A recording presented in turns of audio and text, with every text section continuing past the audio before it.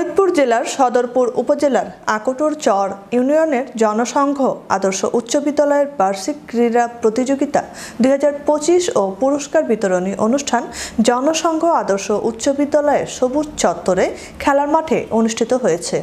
স্বাস্থ্য ও মন মানসিকতার শারীরিক সুস্থতা বজায় রাখতে এর কোনো বিকল্প নাই। ব্যায়াম ও খেলাধুলার শরীর সুস্থ রাখতে প্রয়োজন।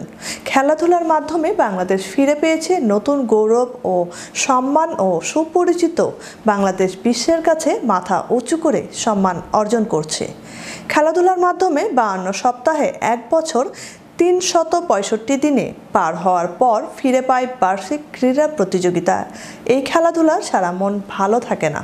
প্রত্যেক ছাত্রছাত্রী বার্ষিক ক্রীড়া প্রতিযোগিতার অনুষ্ঠানের আশায় পথের দিকে চেয়ে থাকে। কবে খেলাধুলা অংশগ্রহণ করতে পারবে এই আশা নিয়ে দিন কাটে।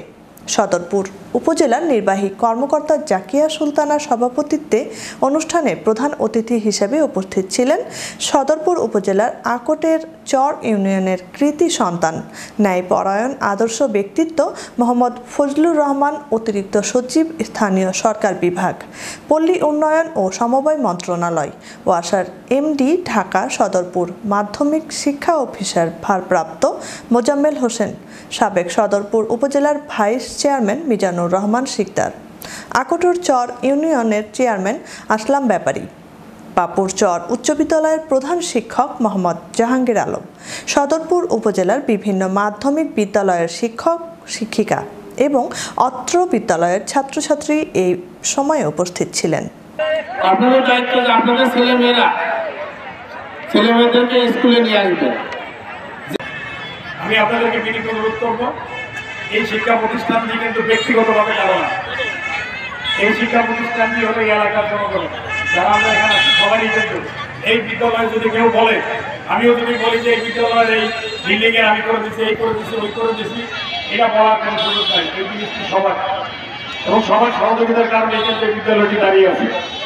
এবং আমার বিশ্বাস এই বিদ্যালয়ের ছাত্রছাত্রীর সংখ্যা দিন দিন বাড়ছে। আমাদের এখানে যে প্রধান শিক্ষক আছে, এই প্রধান শিক্ষক আসলে কাজের, আমি আমার একদম নিকট আত্মীয় বলে বলছি না, সে কিন্তু একটা কাজের ছেলে। আমার মনে হয় আমরা একটু কাজে লাগাতে পারি, আর আমিও একটা কাজের লোক, আমারও আপনারা কাজে লাগাতে পারি। শুধু বিদ্যালয় না, অন্যান্য যে কোনো কাজে আমরা লাগাতে পারি।